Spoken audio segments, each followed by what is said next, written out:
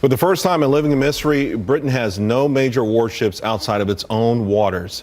The result of frightening defense cuts and a shift in global economic power. Even now, the country's newest and most advanced military vessel, the $4.2 billion aircraft carrier HMS Queen Elizabeth, suffering from a leak. Many are left now wondering if Britain's long-kept world influence will continue in this steep decline. Joining me now to discuss, retired U.S. Navy Lieutenant Colonel Greg Keeley, along with Rebecca Grant, a former official in the Office of the Secretary of Air Force, currently the president of IRIS Independent Research. Let me start with you, Rebecca, on this, because the reason I found this story to be so fascinating, it seems like the ultimate cautionary tale. As President Trump talked about the connection between national security and economic prosperity, we could see as soon as Britain lost its place in the world as number one, everything else seems to have fallen apart as well. Britain has questioned its military role, and they've had a lot of budget cuts. So, Charles, right now, the British Navy is at about 74 ships. We have almost 300.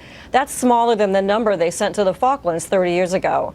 But I expect the Royal Navy to come back. Yes, the QE2 has been out on sea trials. They've sprung a leak. But, hey, it's no bad thing to have to be tied up at the pier with the 6 destroyers that are tied up if that's going to improve ship maintenance and operational availability. Don't forget, they are committed with the F-35 Joint Strike Fighter to resuming carrier aviation. I expect to see them back and back strong. Well, they'll never be where they were, Commander Keeley, in the late 1800s, early 1900s, and where the sun never set on the British Empire. And again, I'm thinking that, just to remind the audience, in 1870, they controlled 21% of global output. They were in 34 million square kilometers, 25% of the Earth's landmass. It was an amazing economic power, and as that fell apart, so has their military might.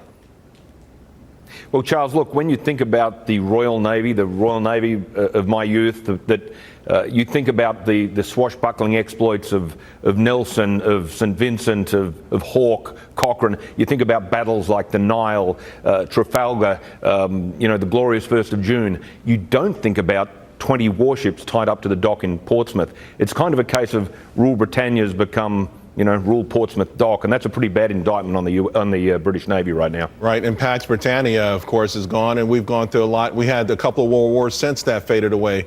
Rebecca, all I'm saying, though, is that this concerns me. This concerns me in an era where just today, in fact, moments ago, Dave Pratt, as he's negotiating with Democrats, saying defense, they wanted to cut our defense budget. Is this the right time to be cutting our defense budget? Well, I'm concerned, too. And, Trump made very clear he wants to get rid of that damaging sequester that has cut into our readiness. And I want to see Britain back. They are on the A team of our allies. They are still going to replace their nuclear deterrent. They use 4 submarines as their deterrent. They're going to continue with that. But you're right, Charles. It's a cautionary tale. And it was a source of pride. Commander Keeley, as you reminded us, a serious source of pride for the UK for a long period of time. Thank you both for your expertise. Really appreciate it. And, of course, thank you at home for watching. We're doing very well, but it's all because of you.